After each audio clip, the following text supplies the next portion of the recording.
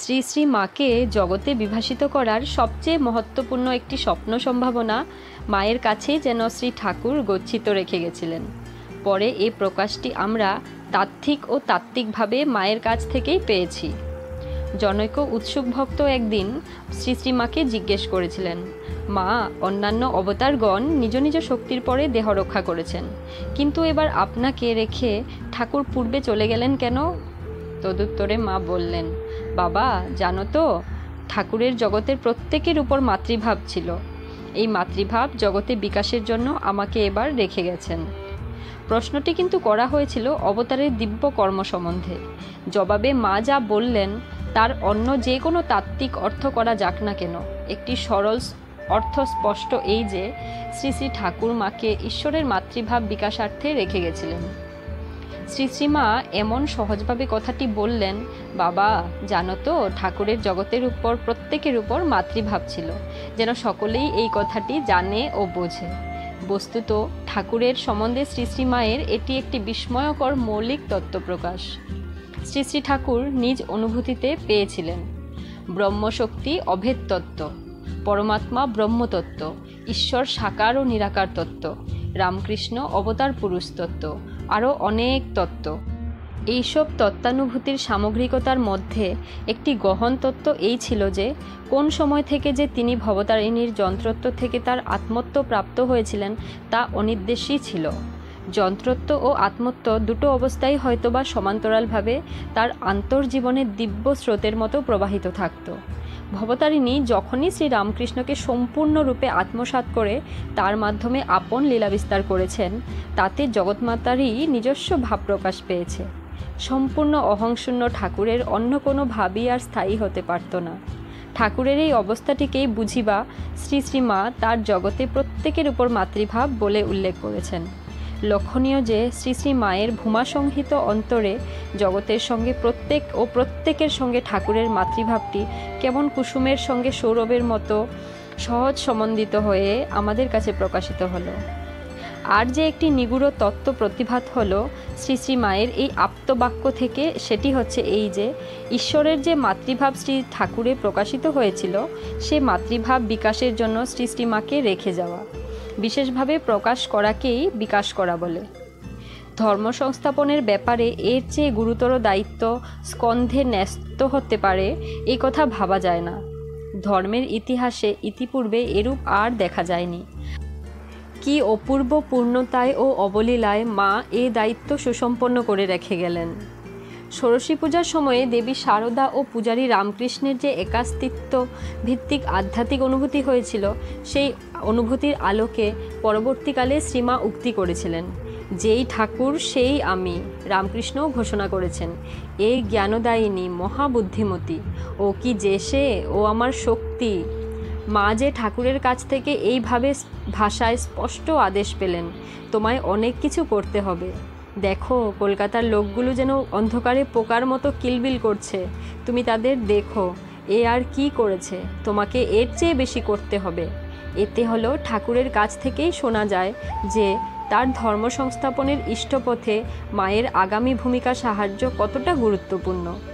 এই সাহায্য ভূমিকা কিভাবে প্রবর্তিত ও বিবর্তিত করতে হবে সে সম্বন্ধে ঠাকুরের নির্দেশ মা যেরূপ বুঝেছিলেন, তার নিজের জীবনব্রতরূপে সে সম্বন্ধেই মা বললেন, বাবা, জানো তো, ঠাকুরের জগতের প্রত্যেকের উপর মাতৃভাব ছিল, সেই মাতৃভাব বিকাশের জন্য আমাকে এবার রেখে গেছেন। এ আর কি করেছে, তোমাকে এর চেয়ে বেশি করতে হবে। ঠাকুরের এই উক্তি আদেশের তাৎপর্য এই নয় যে শ্রী শ্রী মায়ের জীবনব্রত হবে ঠাকুরের জীবনব্রতেরই ছেদহীন সম্প্রসারণ, আর এই সম্প্রসারণের ধারাটি হবে ঠাকুরেরই জীবনে প্রকাশিত ঈশ্বরের মাতৃভাবের বিকাশ। ঈশ্বরের উদ্ধার শক্তি প্রকাশে লক্ষিত দুটি ভাব, পিতৃভাব এবং মাতৃভাব। এই ভাব দুটি ঠিক পুরুষ স্ত্রী বিভেদাত্মক, নরত্বারোপমূলক নয়, ভগবানের কল্যাণ শক্তির দুটি ঘরোয়া ভাব প্রকাশ।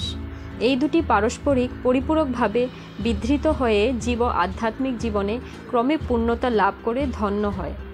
পিতা পালন করেন, শাসন করেন, আশ্রয় দেন। মাতা লালন করেন, দোলনায় দোলান, তোষণ করেন, প্রশ্রয় দেন।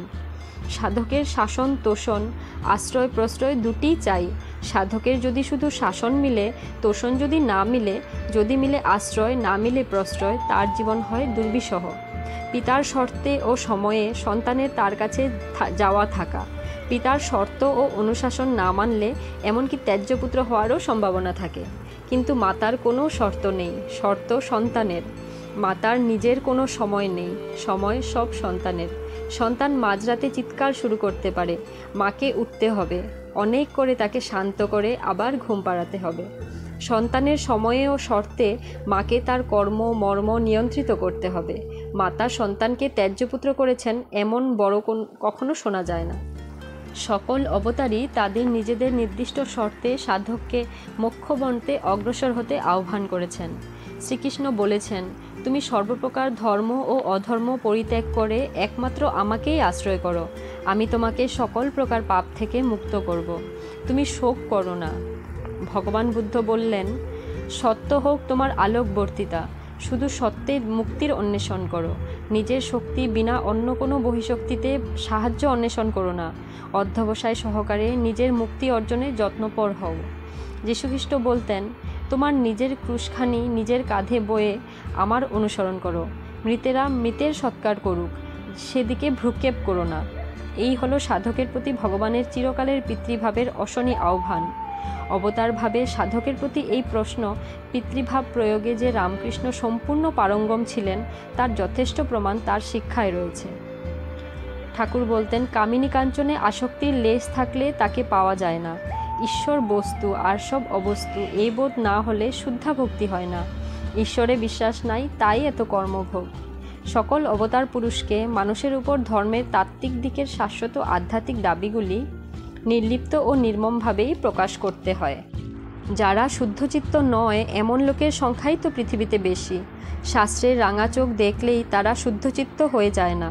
তাদের কাছে বসতে হয়, তাদের সঙ্গে দুটো সুখ দুঃখের কথা বলতে শুনতে হয়, তাদের পেটে অন্ন পড়েছে কিনা জিজ্ঞেস করতে হয়, তাদের পীড়ায় সেবা করতে হয়, তাদের অত্যাচার সহ্য করতে হয়, তাদের ব্যভিচার উপেক্ষা করতে হয়।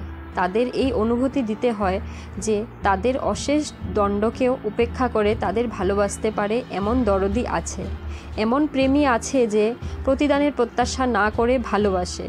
সর্বস্ব এমনকি নিজের প্রাণ বিসর্জন দিয়েও তাদের উদ্ধার করবার ব্রতধারী নিঃস্বার্থ জন আছেন, যিনি পতিতের আর্তের আশাহীনের জন্যই যেন জীবন ধারণ করেন।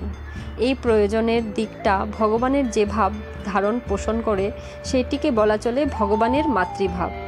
শ্রী শ্রী ঠাকুর এই ভাবের অত্যাশ্চর্য বিকাশ আমরা দেখতে পাই। তবে সাধনোত্তর কালে ধর্ম সংস্থাপনে ব্রতী হয়ে ভগবানের পিতৃভাবটি প্রকট করার বিশেষ প্রয়োজন ছিল।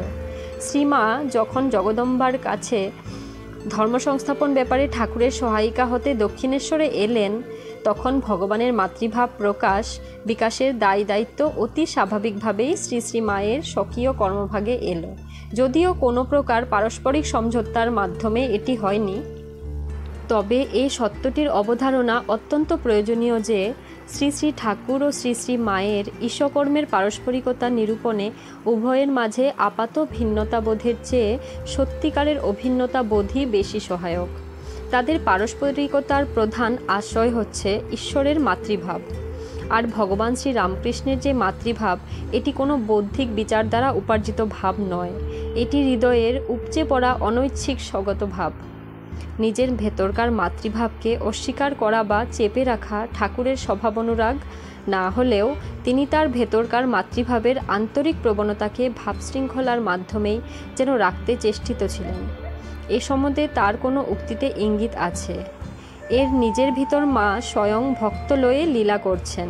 কুটির উপর থেকে আরতির সময় চেঁচাতাম, ওরে তোরা কে কোথায় আছিস, আয় দেখো, এমন সব ক্রমে ছুটে এসেছে। এর ভেতর যিনি রয়েছেন যেন নিজে থেকে এই সব ভক্ত লয়ে কাজ করছেন। তার অন্তরে স্বয়ং অবস্থিতা থেকে ভবতারিণী ঠাকুরের দ্বারা এই যে কাজ করছেন, এটি তার মাতৃভাবের মূল কথা। এই ভাবেরই অন্য একটি প্রকাশে জীবকারুণ্যের যে মধুর খরিত হচ্ছে তার তুলনা ভক্তিশাস্ত্রে দুর্লভ।